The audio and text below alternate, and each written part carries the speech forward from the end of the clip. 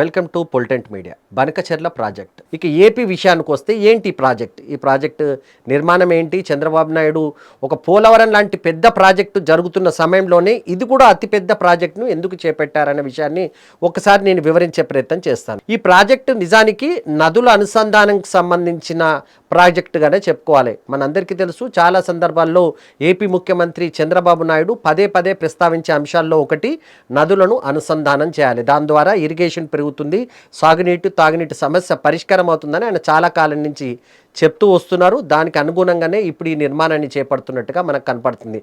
ఏంటి ఈ ప్రాజెక్ట్ అంటే గోదావరిని కృష్ణాను కలపడం.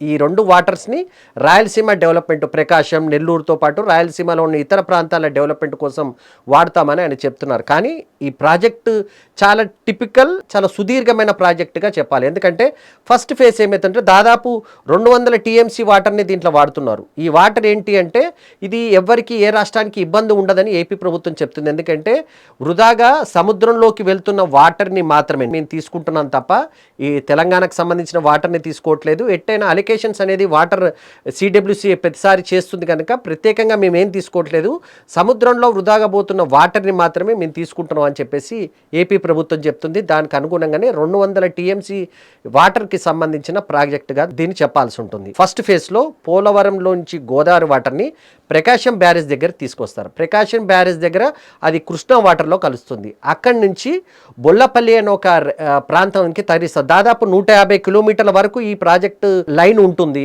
దీన్నే పోలవరం కాలువలు కూడా అని అంటారు. వాటి ద్వారానే నీటిని తరలిస్తామని చెప్పేసి ఇక ఆ ఏపీ ప్రభుత్వం పదే పదే చెప్పే ప్రయత్నం చేస్తుంది. దీని నిర్మాణానికి సంబంధించినంత వరకు ఖర్చు కొంత ఎక్కువగా అవుతుంది.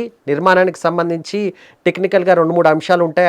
అటవీ శాఖకు సంబంధించి వన్యప్రాణి దానికి సంబంధించి యాక్ట్లు ఉన్నాయి కనుక అంత ఈజీగా దీనికి పర్మిషన్ రాదని చెప్పేసి కూడా కొంత ఏపీలో కొంతమంది దీన్ని కొంత వ్యతిరేకించే వాళ్ళు ఉన్నారు. ముఖ్యంగా వడ్డే శోభనాద్రీశ్వరరావు లాంటి వ్యక్తులు ఈ ప్రాజెక్ట్ అవసరం లేదు, ఒకవైపు పోలవరం జరుగుతున్న టైంలో ఈ ప్రాజెక్టుకి ఎందుకు అంత ప్రాధాన్యత ఇస్తున్నారని చెప్పేసి కూడా ఆయన లాంటి వాళ్ళు, ఇతర ఇరిగేషన్ నిపుణులు కూడా కొంతమంది దీన్ని ఈ ప్రాజెక్టుకి సంబంధించి కొంత భిన్నాభిప్రాయాలు వ్యక్తం చేస్తున్నప్పటికీ ఎట్టి పరిస్థితుల్లో ఈ ప్రాజెక్టు నిర్మాణం చేపట్టి తీరుతామని చెప్పేసి చంద్రబాబు నాయుడు అంటున్నారు.